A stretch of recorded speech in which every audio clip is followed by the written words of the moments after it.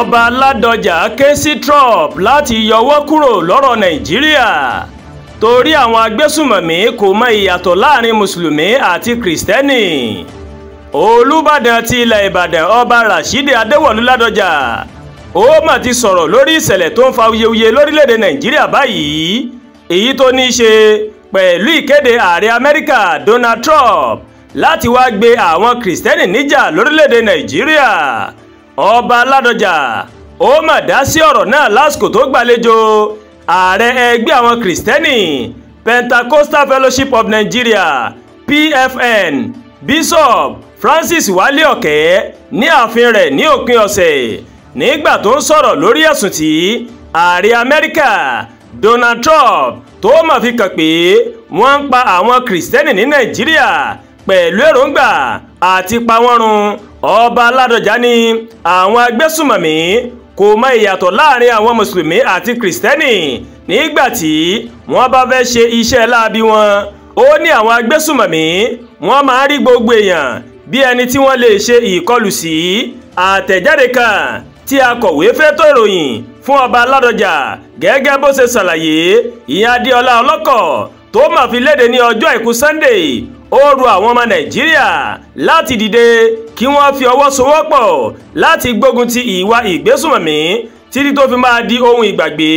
Ó ní ọ̀pọ̀ èèyàn ìní àwọn agbésùmọ̀mí ló ti dá ẹ̀mí wọn légbodò tí ọ̀pọ̀ dúkìá náà tó sì ti ṣòfò lórí àwọn ìkọlù náà. Ó wáá fi kọ́rọ̀ rẹ̀ pé ọ̀pọ̀ àwọn ẹbí pàápàá obìnrin àtàwọn ọmọdé ó ní kò nílé lórí mọ́ látàrí ìkọlù àwọn agbésùmọ̀mí. Ọba aláyé náà ó wá pàrọwà sí ààrẹ Donald Trump láti yọwọ́ lórí ọ̀rọ̀ Nàìjíríà bó ṣe ṣèkìlọ̀ pé àwọn agbésùmọ̀mí kò mọ ìyàtọ̀ láàrin ẹlẹ́sìn kan sí òmíràn. Ìdí nìyí tí mo fi rọ ààrẹ Pentecostal Fellowship of Nigeria tó jẹ́ ẹ̀ka CAN láti pàrọwà sáwọn ọmọlẹ́yìn Kristi tí wọ́n ń bínú lásìkò tá a wà yìí láti fi ọwọ́ wọnú nítorí ìpele tí Nàìjíríà wà báyìí ó sì máa di ohun ìgbàgbé. Àrọwà Olúbàdàn yìí ó mà ló máa ń wáyé o lẹ́yìn tí ààrẹ Amẹ́ríkà Donald Trump tó fi ẹ̀sùn kàn pé àwọn alákatakítí ẹ̀sìn Ìsìláàmù wọ́n ń pa àwọn kìrìsìtẹ́nì lọ́nà àìtọ́ ní Nàìjíríà.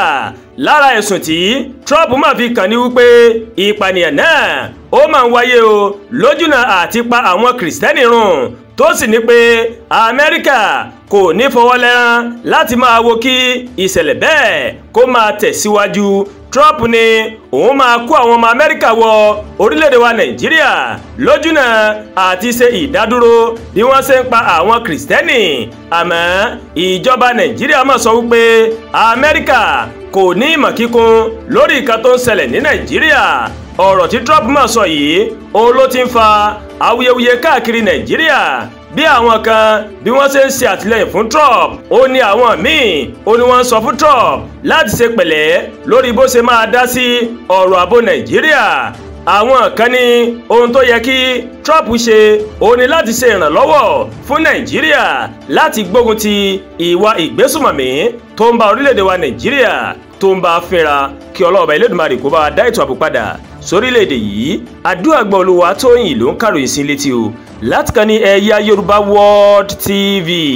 Bẹ́ẹ̀ ṣe ń wò wá ẹ má bá wa like, ẹ má share, ẹ má comment, ẹ má tún gbàgbé láti bá wa subscribe sórí YouTube channel wa kí wọ́n bá tẹ notification bell láti lè máa máa wo ètò wa lọ́kọ̀ọ́jọ̀kan tó bá ti gorí ìkànnì yìí. Ẹ ṣé pọ̀ tẹ́ wò wá o, a kú ìsinmi àná, a dẹ̀ kú ọ̀sẹ̀ tuntun, ọ̀sẹ̀ ayọ̀ ni yóò jẹ́ fẹ́nìkọ̀ọ̀kan wa o.